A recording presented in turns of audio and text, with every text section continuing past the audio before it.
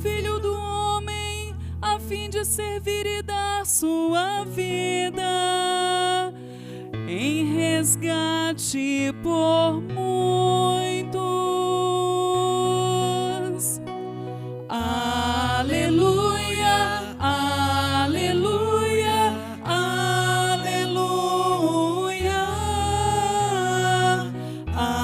aleluia, aleluia, aleluia.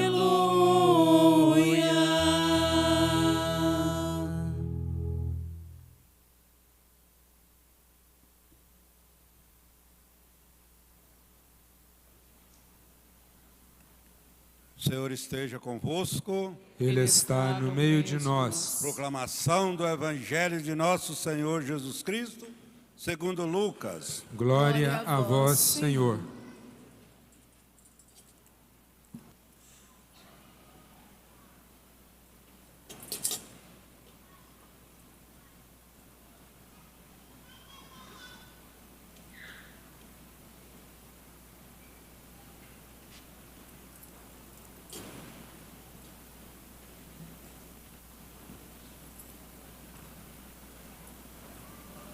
Estava chegando o tempo de Jesus ser levado para o céu. Então, ele tomou a firme decisão de partir para Jerusalém e enviou mensageiros à sua frente. Esses puseram-se a caminho e entraram num povoado de samaritanos, a fim de preparar hospedagem para Jesus. Mas os samaritanos não o receberam, pois Jesus dava a impressão de que ia a Jerusalém. Vendo isto, os discípulos Tiago e João disseram: Senhor, queres que mandemos descer do fogo do céu para destruí-los? Jesus, porém, voltou-se e repreendeu-os. E partiram para outro povoado. Palavra da salvação. Glória a vós, Senhor.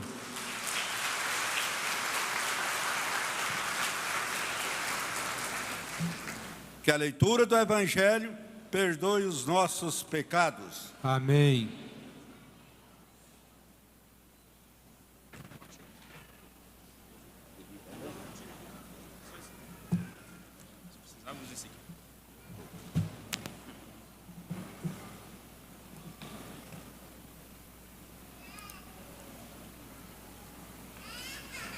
Querido povo de Deus, é um momento de muita alegria para todos nós estarmos aqui nesta igreja, passando aqui também por reformas, né? Isso para mim aqui é novidade. Na minha cabeça a igreja ainda estava para lá. Parece, para lá, o altar, né? Isso mesmo. De qualquer forma, uma mudança aqui que para mim é novidade. Mas a gente percebe que sempre para melhor. Porque graças a Deus, a festa em louvor a Nossa Senhora Aparecida aqui, sempre foi muito grande. E é bom que todos, todos tenham consciência disso, sobretudo que nós paracatuenses. As duas maiores festas religiosas aqui em Paracatu, não posso dizer assim, não precisa a gente ter dúvida. É a festa em louvor a Nossa Senhora Aparecida e a festa em louvor a São Benedito. Ainda que Santo Antônio seja o nosso padroeiro da diocese, embora, graças a Deus, de uns bons anos para cá, vem se tornando cada vez mais uma festa grande, mas a gente tem que reconhecer que a festa em louvor a Nossa Senhora Aparecida e São Benedito ainda são tidas como as maiores festas religiosas da nossa cidade para nós cristãos católicos. E por isso é mais do que justo, na medida do possível, ampliar também as nossas igrejas. E graças a Deus que as igrejas estão sempre cheias. E é importante fazermos também desse espaço um espaço cada vez mais de peregrinação, não só para as pessoas que moram aqui perto, mas também para as pessoas que vêm de lugares mais distantes, de bairros mais distantes. Acaba sendo também uma peregrinação, porque a festa aqui engloba pessoas de todas as comunidades, de todos os bairros da nossa cidade.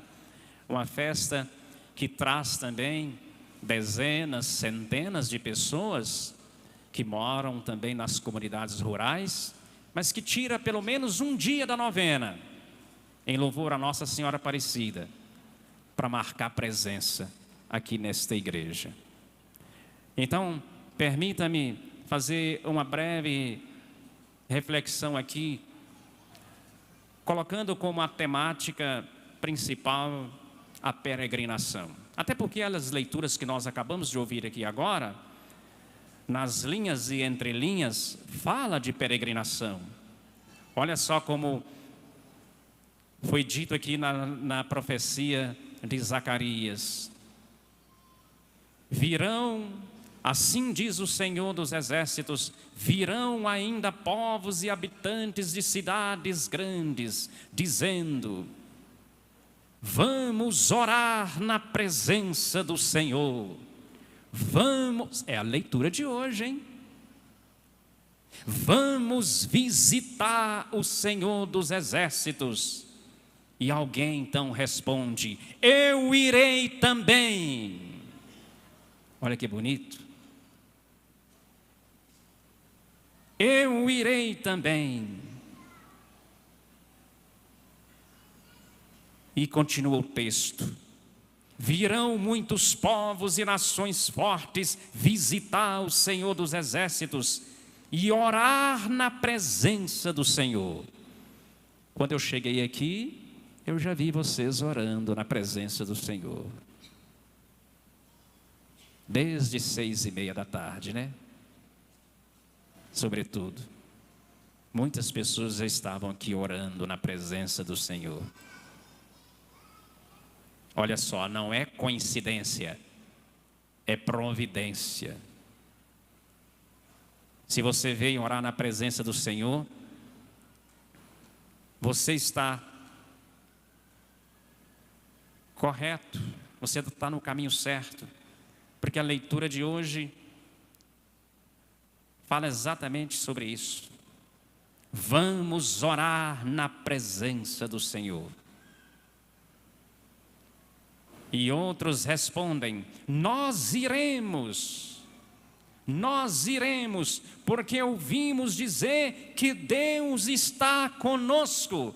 É o último versículo da leitura de hoje. Leitura da profecia de Zacarias, capítulo 8, versículos 20 ao 23. Olha como termina a primeira leitura que foi proclamada aqui. Nós iremos também orar na presença do Senhor, porque ouvimos dizer que Deus está conosco.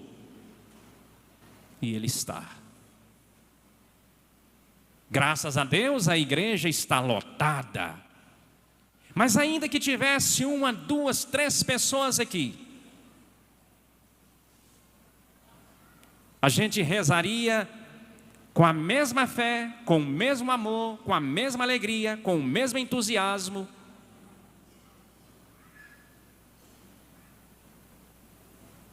Durante esse tempo da pandemia, como foi triste.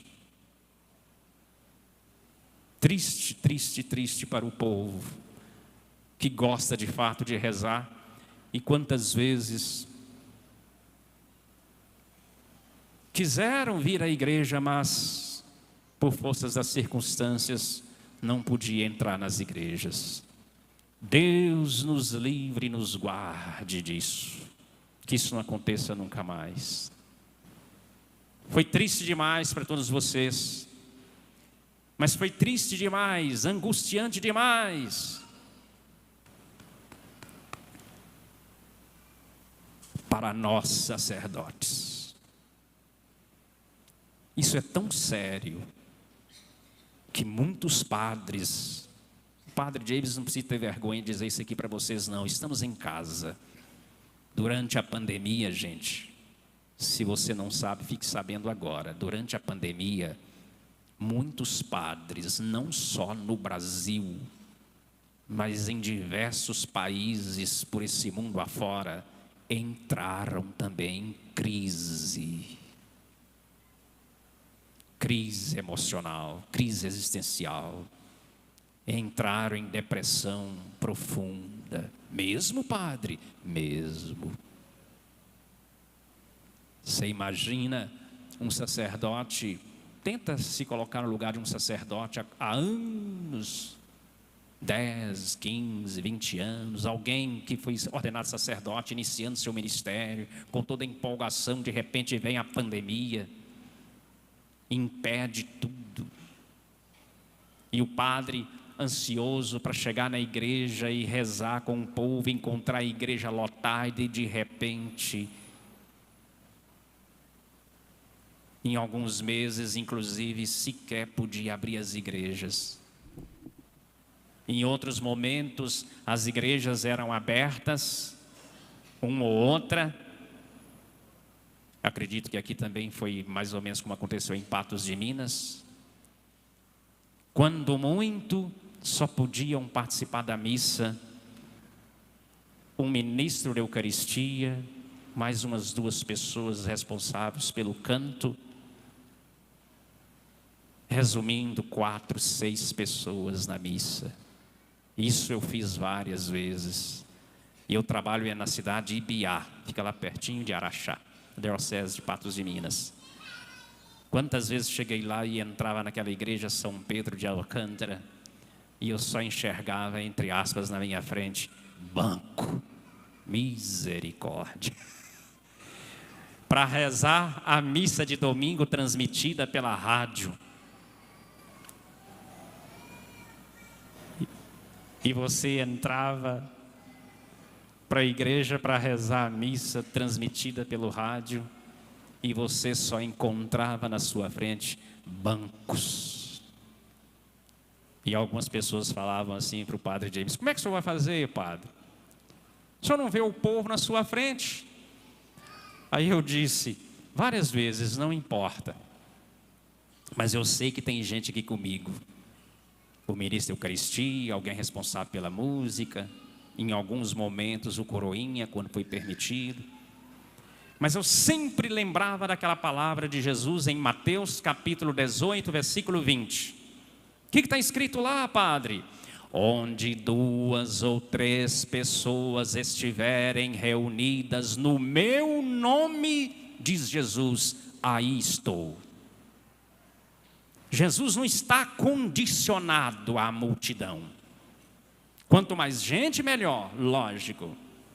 Mas Jesus deixa bem claro para cada um de nós que para Ele estar presente não precisa necessariamente a igreja estar cheia, estar lotada. Que sejam 2, 3 pessoas reunidas de fato em seu nome, diz Ele, eu me faço presente aí no meio delas. E eu dizia para aquele povo em Ibiá, é com a mesma fé, com a mesma alegria, com o mesmo entusiasmo, independentemente de quantas pessoas estão na igreja, nós vamos rezar para a honra e glória de Deus. Mas muitos padres ao longo desse tempo da pandemia, de fato, a gente tem conhecimento, que entraram também em crise, como tantas e tantas outras pessoas, independentemente da idade, de classe social. E muitas dessas pessoas não conseguiram sair dessas crises até hoje. Por sinal, fazendo acompanhamentos muito sérios, com psicólogos, psicoterapeutas, psiquiatras, etc. Mas que bom que aos poucos a gente vai passando por cima dessa onda de pandemia que afetou o mundo inteiro. E que bom podermos celebrar a festa em louvor a Nossa Senhora Aparecida, nesta igreja lotada, E quantos, quem sabe, na sua própria família, disseram: hoje nós vamos à missa. De repente alguém disse: eu vou também. Eu quero ir também. Isso vem de encontro à leitura de hoje. Vamos orar na presença do Senhor, vamos visitar o Senhor. E alguém respondeu: eu irei também. E as pessoas continuaram: nós iremos, porque ouvimos dizer que Deus está conosco. Deus está conosco. O evangelho que nós ouvimos aqui, São Lucas, né? Capítulo 9, versículos 51 a 56. É Jesus indo também numa espécie de peregrinação a Jerusalém. O contexto é o seguinte: são os últimos momentos de Jesus antes de ser torturado, crucificado e morto. Jesus toma a decisão de fazer essa peregrinação. Ele sai da Galiléia e parte para a Judéia. A capital da Judéia é Jerusalém. E diz a palavra: Jesus vai para Jerusalém. Mas antes de ele ir para Jerusalém, ele envia mensageiros à sua frente para preparar, inclusive, hospedagem. É os chamados pontos de apoio, não é? Essas peregrinações aí para o Santuário Nacional de Aparecida, essas peregrinações para os santuários de Nossa Senhora da Abadia, para quem vai a pé, para quem faz nas comitivas, né, de cavalgada, para quem vai de bicicleta. Tem lá os pontos de apoio. Alguém tem que ir para preparar. Então Jesus envia mensageiros. Mas Jesus tinha que passar numa região, antes de chegar na Judéia, ele tinha que passar numa região chamada Samaria. E os samaritanos não se davam com os moradores, os habitantes da Judéia, e vice-versa. Então, quando os mensageiros chegaram na região de Samaria, dizendo que Jesus estava em direção à Judéia, mas tinha que necessariamente passar pela Samaria, o que aconteceu? Os samaritanos não o receberam, não quiseram dar hospedagem para Jesus. Porque Jesus, para eles, Jesus dava a impressão que Jesus de fato ia para Jerusalém. Então, não vamos dar hospedagem para Jesus, e muito menos para esses seus mensageiros. Vendo isso, os discípulos, sobretudo Tiago e João, disseram para Jesus: queres que mandemos descer fogo do céu para destruí-los? Tiago e João tomaram as dores de Jesus. Que absurdo! Os samaritanos não quiseram receber o nosso mestre. E eles querem vingar. Querem que mandemos descer fogo sobre eles. Vamos colocar fogo nas suas casas, nas suas residências, em sinal de protesto, porque eles não quiseram te receber, Jesus. Qual foi a atitude de Jesus? Não. Diz a palavra que Jesus olhou para eles e os repreendeu. Jesus fez uma repreensão severa. Ou seja, Jesus deixou claro que não é alimentando no coração o desejo de vingança e de violência que vai resolver as coisas.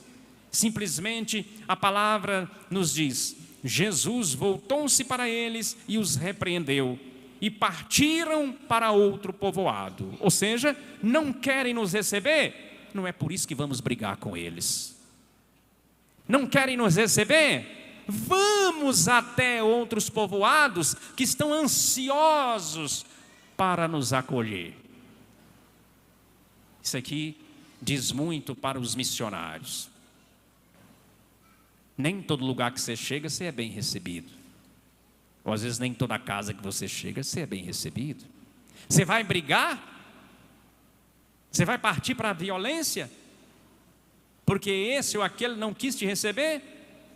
Não é esse o ensinamento de Jesus. Jesus diz: a violência só gera violência. A vingança só gera vingança. O ódio só gera mais ódio. Não tem problema. Parta para outro lugar. Vá ao encontro de outras pessoas que de fato estão com sede de acolher a palavra de Deus. De qualquer forma, a peregrinação de Jesus continua. E quero enfatizar aqui rapidinho o sentido da peregrinação. Quantos de vocês aqui ao longo desses dias peregrinaram? Vou fazer uma pergunta aqui, de repente tem alguém. Quem de vocês aqui fez alguma peregrinação ao Santuário Nacional de Nossa Senhora Aparecida esse ano já? Levante a mão, por favor. Que beleza, hein? O padre também. Semana passada eu estava lá no Santuário de Aparecida. Fui na segunda-feira e voltei na quinta. E é bom demais, eu digo para você. Vá. Sobretudo você que já ralou tanto na vida, já trabalhou tanto para sustentar a família, vocês mulheres, para dar comida e café na mão e pão com manteiga na mão do marido. Ó, cuidado, hein? Dê a você mesmo o direito agora, sobretudo, de fazer um passeio também. Você tem direito. Ah, padre, mas se eu sair, meu marido morre de fome porque ele não tem coragem de fritar um ovo. Por isso mesmo você tem que sair. Você é esposa dele, não escrava dele. Nossa, agora o padre cutucou forte. E é verdade. Ah, se eu sair, o meu filho, os meus filhos não sabe lavar uma muda de roupa, não sabe coar um café, não sabe refogar uma comida ali. Por isso mesmo que você tem que sair. Você é mãe dele, você não é escrava dele. Deixa de ser boba, carinhosamente falando. Vá, sai, vai fazer um passeio.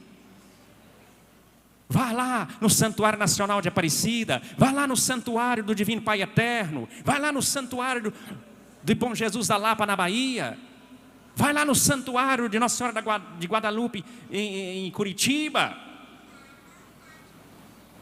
vai lá no Santuário Nossa Senhora da Abadia, no famoso povoado Água Suja, ou a cidadezinha chamada Romaria. Vá. Mas vocês também, homens que já trabalharam tanto, e acha que você saindo do seu serviço, do seu local de trabalho, ninguém faz o que você faz. Deixa de ser bobo, faz sim, porque se você morrer hoje, amanhã já tem outro ocupando seu lugar. Deixa de ser besta. Para com isso, de achar que ninguém faz o que você faz. Se você se dá o direito de sair uma semana para fazer uma viagem desse tipo, deixa de ser bobo. Para com isso. E vou dizer mais: faz o que você faz mais do que você faz, e às vezes faz muito melhor do que você já fez até hoje. Então deixa de ser besta. E o padre toma essa filosofia também para ele. Eu costumo dizer, se o padre morre hoje, o padre vai, a paróquia fica. E o povo não é dono do padre, muito menos o padre dono do povo. Então, se o povo vai, como o povo de Biá gosta de viajar também para esses santuários, eu disse para eles: vocês foram, né? Estão indo, o padre também vai. Mas quem é que vai rezar a missa aqui, padre? Vai ficar a paróquia sem padre a semana inteira? Ué, se vocês não puderem rezar como leigos, homens e mulheres de fé, não puderem rezar aquilo que a igreja reza, então pode fechar as portas. Se o padre não puder ficar uma semana fora, fazendo uma viagem, por exemplo, ir ao Santuário de Aparecida ou qualquer outro lugar, porque não tem outro padre para rezar a missa aqui, se vocês não rezarem o que a igreja reza, então pode fechar as portas. Então alguma coisa está errada. Ah, mas se o padre sair, quem é que vai fazer o que ele faz? Deixa de ser besta. Eu falar para o povo: se eu cair hoje, morrer hoje, amanhã o bispo já está providenciando outro para estar aqui no meu lugar. Ah, deixa de ser besta. Então, se tiver de fazer a sua peregrinação, vá. Vá. E eu acho bonito essas pessoas que ao longo da vida já trabalharam tanto e hoje com muita dificuldade conseguiram uma aposentadoria e com aquele dinheirinho mirrado de aposentadoria consegue tirar todo mês um pouquinho e vai fazendo uma espécie de cofrinho, de um consórcio para juntar aquele dinheiro para pagar aquela passagem, né, a viagem, o hotel, etc. Faça isso. Dê a você mesmo esse direito. Porque eu digo para você, pergunta a essas pessoas aí que já foram ao santuário de Nossa Senhora Aparecida, se arrependeram ou se arrependem de terem ido lá. Pelo contrário, se você vai uma vez, quantas vezes for preciso você quer ir lá? Quantas vezes você puder, você quer ir lá? Portanto, a peregrinação é muito importante. A peregrinação tem o seu sentido bíblico. Peregrinar é uma experiência milenar na história da humanidade. É também um símbolo muito adequado para expressar a condição humana. O ser humano é existencialmente um ser peregrino, um ser caminhante, que faz caminho ao andar e se dirige a uma terra de promissão. São Paulo nos diz que somos peregrinos do Senhor. Nós caminhamos com as coisas que passam e avançamos para as coisas que não passam. São Paulo fala isso na carta aos Coríntios. Nós somos aqui neste mundo peregrinos na fé. Nós estamos aqui de passagem. E a nossa meta maior é o céu, é a glória, é a pátria celeste. Somos peregrinos rumo à pátria definitiva, ao céu. Estamos na terra, mas caminhamos para o céu. Somos cidadãos, São Paulo também fala isso, nós somos cidadãos do céu. São Paulo deixa isso muito claro nas Sagradas Escrituras. A culminação e meta do peregrino, olha só, é o santuário. E o que é santuário? Alguém até pode te questionar, para que você vai lá ao Santuário Nacional de Nossa Senhora Aparecida, se você pode rezar aqui mesmo? Verdade. Mas pelo fato de eu ter o espaço para rezar aqui mesmo, isso não me tira jamais o direito de eu ir aonde eu quiser. Até porque estou indo e pagando com o meu dinheiro. Você não tem direito de intrometer. Não assusta com a minha linguagem, não. Tem hora que você tem que ser um pouco assim, meio caipira, para o povão entender. Porque tem gente que, desculpa, mas é a realidade. Tem gente que se acha no direito até mesmo de intrometer numa viagem que você quer fazer.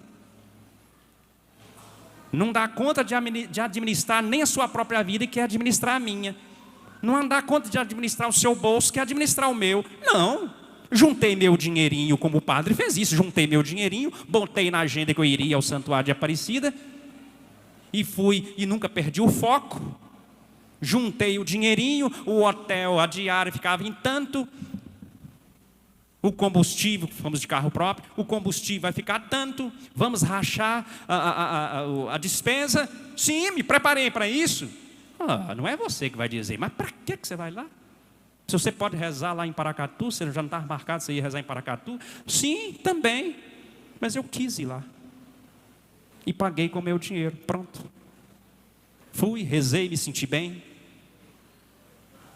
Mas muito mais do que isso, a peregrinação é bíblica. É só você olhar para a história do povo hebreu no Antigo Testamento, em constante peregrinação, saindo de uma situação, não tão boa para uma situação melhor, sempre o povo em busca de algo melhor. Ou você não sabe da história do povo que sai do Egito rumo à terra prometida, conduzido aquele povo por Moisés, depois por Josué e outros tantos. A Bíblia inteira é marcada por momentos intensos de peregrinação. Somos peregrinos. Mas o que é o santuário? Quando eu digo eu vou ao santuário de Nossa Senhora Aparecida, ou eu vou ao santuário de Nossa Senhora da Abadia, ou eu vou ao santuário do Divino Pai Eterno, ou eu vou ao santuário de Nossa Senhora da Guadalupe. Quando eu digo eu vou ao santuário, o que é santuário? Santuário quer dizer lugar sagrado, lugar santo, lugar em que Deus derrama as suas bênçãos e as suas graças. Isso significa santuário. É o lugar das bênçãos, o lugar das graças, o lugar das grandes manifestações do divino. Por isso, santuário, lugar sagrado, lugar santo, lugar abençoado. Peregrinação e santuário são duas faces de uma mesma moeda. Peregrinar é um dos movimentos de tipo religioso mais frequentes em todas as religiões, não apenas na religião cristã católica. Peregrinar é fazer um caminho humano e espiritual para uma meta que se considera como um objeto importante a se alcançar. Essa meta é o santuário, onde se encontra o sagrado, o transcendente. E como é bonito quando você chega, por exemplo, no Santuário Nacional de Aparecida.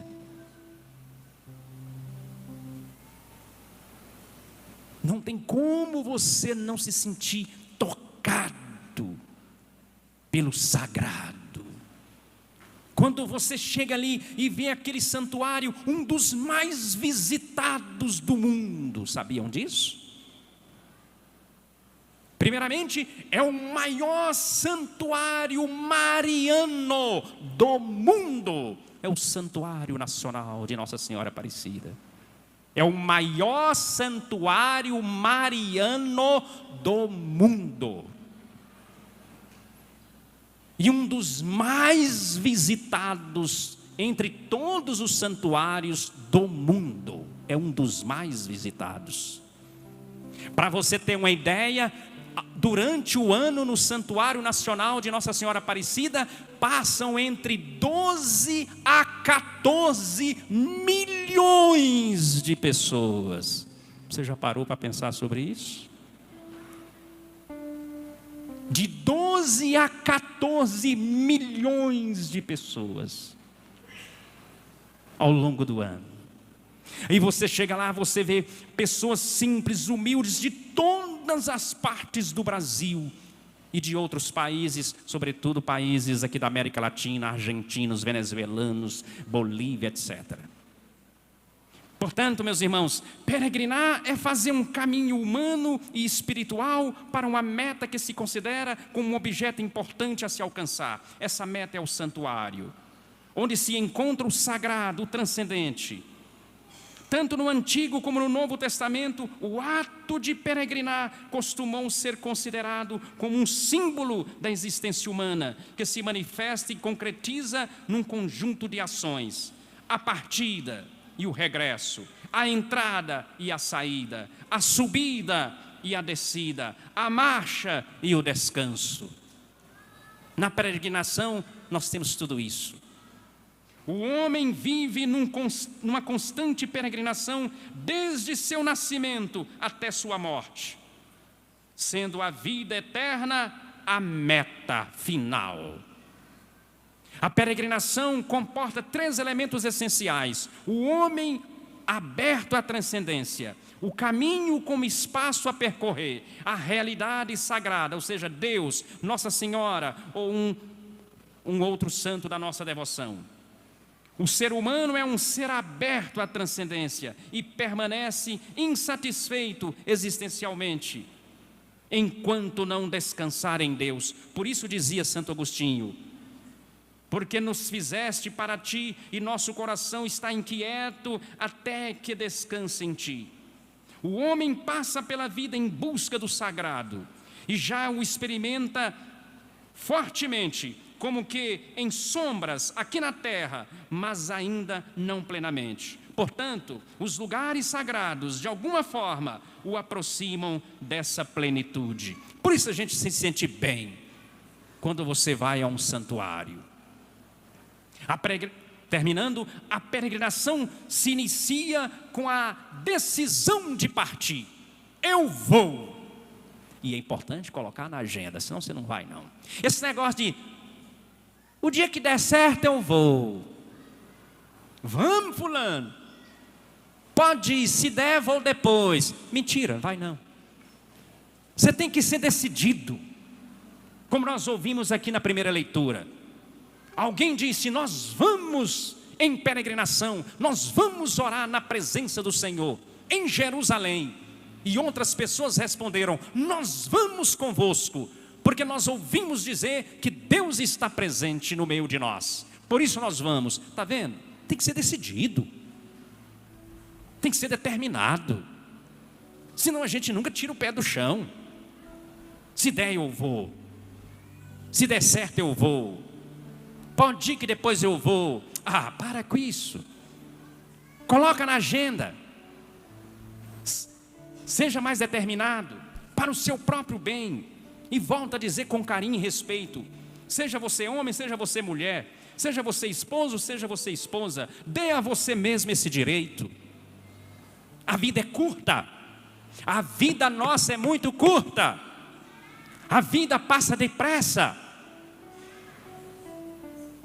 Ah, quando eu vou esperar para fazer uma viagem dessa, uma peregrinação dessa, num momento especial. Entre aspas, carinhosamente falando, deixa de ser bobo, deixa de ser bobo. O momento especial é hoje. O dia especial é hoje. É o tipo daquelas pessoas que às vezes tem alguma coisa mais requintada em casa e de repente fala assim, né? Ah, quando chegar um amigo especial aqui, por exemplo, eu vou abrir essa garrafa de vinho. E aquela garrafa de vinho já está lá na estante, ou aquela garrafa de qualquer outra bebida, ou qualquer outra coisa especial que você tem como especial, está ali há 10, 15, 20 anos. Aí vem um psicólogo chamado Roberto Chiniachik, ele conta essa história. E ele pergunta para um amigo dele, você disse que essas garrafas de vinho estão aí há mais de 10, 20 anos. E por que você não abriu nenhuma delas? E o cara responde, eu estou esperando um momento especial. Eu estou esperando o dia para receber aqui um dia uns amigos especiais. E aí o psicólogo diz, se tem 10, 20, 30 anos que essas garrafas de vinho e uísque estão aí, se em 30 anos, depois de tantas pessoas que passaram aqui, você não conseguiu ver em nenhum deles como amigo especial, você não tem amigo não. Esquece, morre. Estou trazendo isso porque tem gente que tem essa mania. Vou esperar um dia especial, um momento especial. Vou esperar ter uma turma especial. Quantas pessoas que direto e indiretamente estão à sua volta, será possível que nesses anos todos, em nenhuma delas você conseguiu enxergar como alguém especial? Então dê a você mesmo esse direito. Em geral, né, a peregrinação nasce de motivação espiritual e é sustentada também pela oração. Portanto, para fazer uma peregrinação implica também desapego da estabilidade própria para se aventurar na insegurança, correr risco do desconhecido e do imprevisto. Manifesta assim, direta ou indiretamente, o desejo de conversão, de penitência, austeridade, sacrifício. A motivação fundamental do peregrino costuma ser o desejo de um encontro mais profundo com Deus. E na busca e encontro de Deus, o peregrino acaba encontrando-se consigo mesmo e com as demais pessoas. Ao fazer o caminho, o peregrino se encontra com muitas oportunidades para a contemplação serena, a acolhida, a caridade, a partilha, a alegria, o serviço gratuito. Mesmo que esteja sozinho, o peregrino se sente de alguma forma unido ao cosmos, à natureza, à humanidade. Portanto, meus irmãos e irmãs, esta experiência de comunhão é mais plena se em seu caminho estiver em contato com a família dos filhos e filhas de Deus, ou seja, a igreja de Jesus Cristo.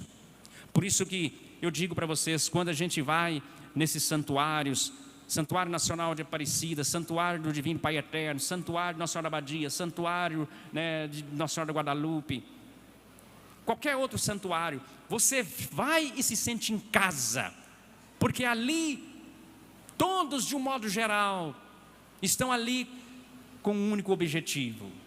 Todos estão buscando a mesma coisa, todos estão querendo estar mais próximos do sagrado e se envolver com o sagrado. Portanto, façamos deste espaço também, desta igreja, ao longo de toda a novena em louvor a Nossa Senhora Aparecida, um verdadeiro santuário. Mas o fato de você rezar aqui, isso não lhe tira o direito, se você quiser e puder, em qualquer outro lugar. Isso faz bem para você mesmo. A vida da gente é muito curta. Se você vai lá no Salmo 89, Salmo 89, versículo 10 ao 11, o salmista diz assim: a vida do ser humano, escuta bem o que o padre vai falar aqui. Está lá no Salmo 89, versículo 10 ao 11. A vida do ser humano dura em média, isso na linguagem bíblica, a vida do ser humano dura em média 70 anos. Olha o tanto de gente cutucando um ao outro aí. Você está perto dos 70? Pois é. Passou dos 70? Está no lucro. Porque a Bíblia diz, a vida do ser humano dura em média 70 anos. Para os mais robustos, para os mais fortes, pode-se chegar até os 80. Mas aí o salmista conclui, de qualquer forma, independentemente dos anos que você vive aqui, se você vive mais ou se você vive menos, o salmista diz, a vida do ser humano é breve demais, a vida passa rápido demais, e ainda que você viva 70, 80 ou até mais de 80 anos, diz a Bíblia, nós passamos neste mundo como se estivéssemos voando, porque a vida é muito breve. Salmo 89, versículos 10 ao 11. Pense com carinho. E tudo isso que o Padre James disse aqui é com carinho e respeito, para a honra e glória de Deus e para o bem de cada um de vocês e de todos nós. Louvado seja nosso Senhor Jesus Cristo. Para sempre seja louvado. Agradecidos então pela palavra que nos foi proclamada, vamos agora elevar a Deus as nossas preces. A nossa resposta